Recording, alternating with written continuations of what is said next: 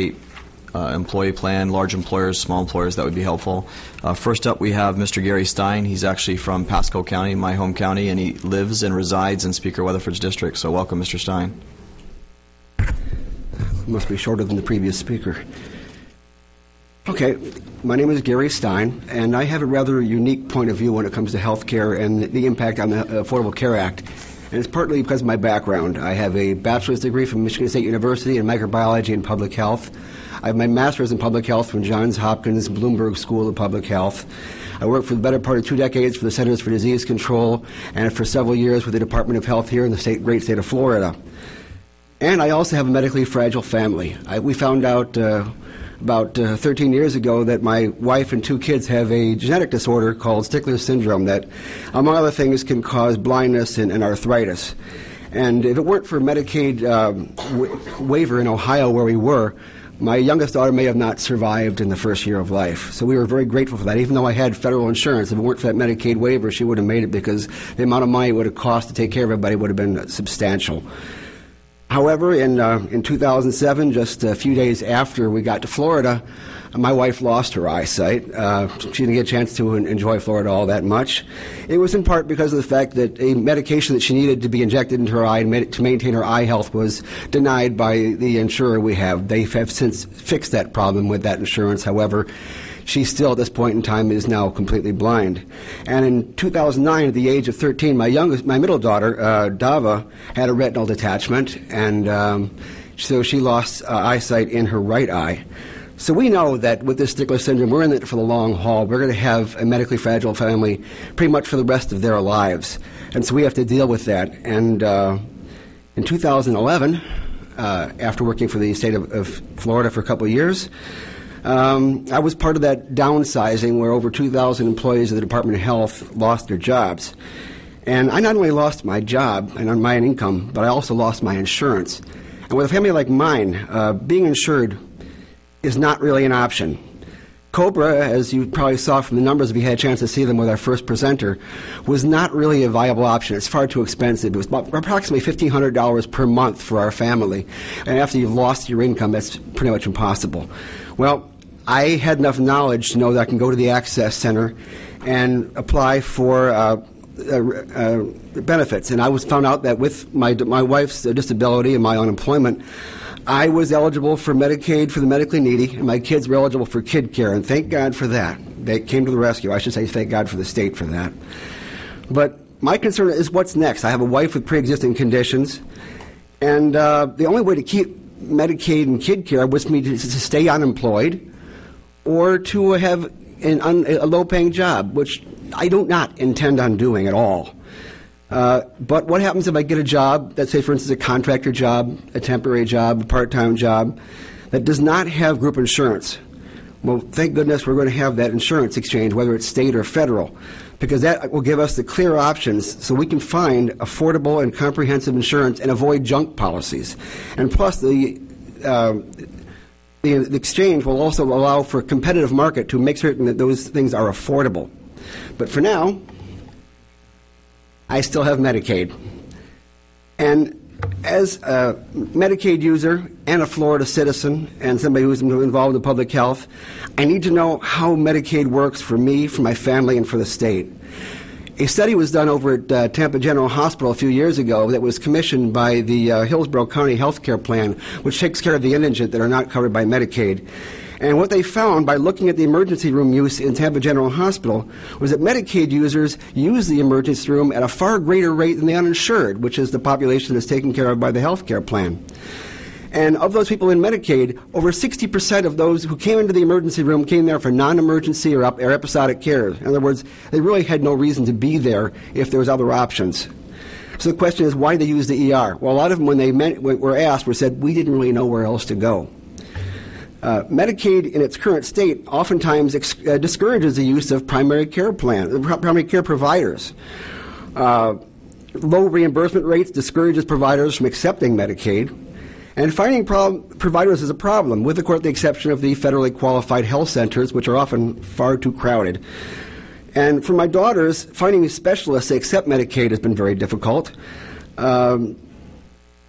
We've gone to doctor's offices, had an appointment, fill out the forms, only to be returned away at the receptionist desk because they didn't accept Medicaid. And it's a long, sad, and silent walk back to the car with the realization you've not taken care of your kids. Another problem is the current state of our health care, in part due to cost, has created a culture of sick care. We don't seek treatment. We seek treatment, not prevention. We're reactive, not proactive. And we don't seek care unless we're sick. And that has a human and a monetary cost as far as doctor bills and also lost wages. Well, this is also a problem with those of us who have Medicaid for the medically needy. And we are that group that will benefit from the expansion of Medicaid. But we have a share of cost dilemma. Basically, if you don't meet your share of costs, which sometimes can be pretty high, sometimes as much as 2/3 of what you're bringing in per month, then you can't be seen. I can't tell you how many times I've gone to the doctor and been told I have to be self-pay. And if you can't afford self-pay, this gold card becomes a gold rejection card. And that's what it's basically been for us. I actually called the Medicaid call center and asked them what I could do to alleviate this problem. And a DCF employee actually did tell me the best way to solve this problem is to find a reason to go to the emergency room at the first of the month. Now, hospitals will bill you, they won't charge you. And one emergency room visit is enough to cover your share of costs for the whole month, so you're good. Well, I won't do that. I have a moral compass that just will not allow me to do that. But it does have long-ranging consequences. Quick case in point, about a year or so ago, I had this nasty skin infection, and as luck would have it, if you call it luck, I had to go to the emergency room earlier that month because of an accident. So I was covered. I was able to go to the dermatologist. They did a biopsy, and they sent it off. They gave me a cream. They told me to come back in 10 days for my results. Well, 10 days later was actually the beginning of the next month. And I went in there, I came, and they said, we can't see you. You haven't met your share of costs, but your Medicaid's not eligible right now. And I said, well, can I at least get my results? They said, no. Can I get some medication? No. When your Medicaid's enforced, come on back. Well, I knew it wasn't going to happen, not soon. And so I harangued and I yelled, and eventually the nurse practitioner did tell me that when the results came back, the lesion had what is called MRSA in it. Now, MRSA is methicillin-resistant Staph aureus, a particularly nasty flesh-eating bug that makes me a hazard to myself, my family, and anybody else I come in contact with. So not being able to meet share of costs, being booted out of there, caused potentially nasty consequences. Now, I've often heard that health is basically a matter of personal responsibility, and I agree with that. It is part of the puzzle, but personal responsibility requires three things. The ability to access care, the ability to pay for it, the information you need to know what is going on, and the education or the medical literacy to understand and believe the health threat that you have. When you go to the primary care physician, they do those kind of tests that allow you to have the information that you need to take personal responsibility. Cancer screening, blood tests for lipids and cholesterol and creatinine for kidney results, or prostate cancer screening, colon cancer screening, all these kind of things you will get by going to the primary care physician. And that information with the education that to know exactly what's going on can help you use your personal responsibility and react to that health threat. So fixing the ability to pay makes going to that primary care physician easier, and therefore avoid the spread of infection, avoids ER use, and can avoid catastrophic illness. Now, the benefit for kids is pretty easy. And now there's a bill coming up this next session that started out in the Senate last year, didn't go through, and now it's got a House sponsor as well. That's going to extend kid care to children of those who are legally here, who have kids, and they will have kid care extended to them. And that will pay for itself by reducing the spread of infections, as I mentioned, the infections that kids spread, like strep, encephalitis, and things that are coming out very much on the rise right now, whooping cough and flu. And, of course, reduce that uncompensated ER use in those kids. For adults, expansion is a chance to avoid catastrophic illness, and this is a situation which is near and dear to my heart.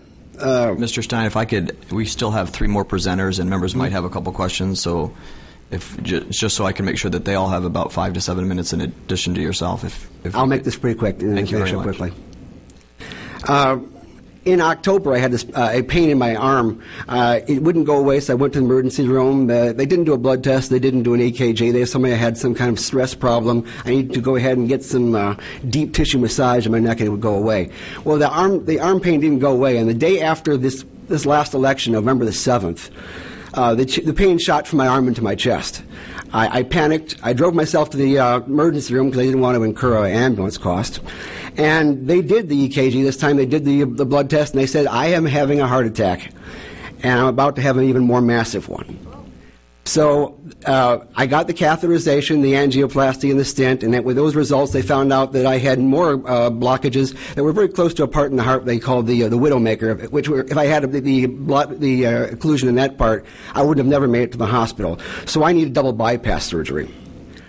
And so I ended up in the hospital having surgery. Now, so missing my primary care physician visits, which didn't allow me to know what was going on, led to an ER visit and then major surgery. And as far as Medicaid is concerned, rather than having a doctor's visit and a couple of tests that would have cost $200, I presented Medicaid with a bill for $200,000. And as somebody who's a healthcare professional and a citizen of Florida, I'm concerned about the state budget problems. I'm concerned about stewardship of state funds. I have to say, look at what I did to myself, true, but look at what I did to the state. Look what I did to your budget. And it could have been afforded. Now, don't get me wrong. I'm grateful for what happened. I'm grateful for Medicaid, for managed care, for medically needy, because I'm alive. My kids still have a father. My wife still has me. She's blind, so I'm her seeing eye husband. But this all could have been afforded. Well, the bottom line is, and this is where I'm wrapping up, sir, can we afford Medicaid expansion? Well, from my standpoint, and from People's Medicaid standpoint, can we afford really not to? This, by the way, is a chance to change that culture of sick care that drives those costs up and makes us a less healthy population. A healthier population uses health care providers less and allows people to work more. And it saves Medicaid and Medicare dollars for those who need it without impacting the state budget and those providers by reducing the amount of uncompensated care for the uninsured.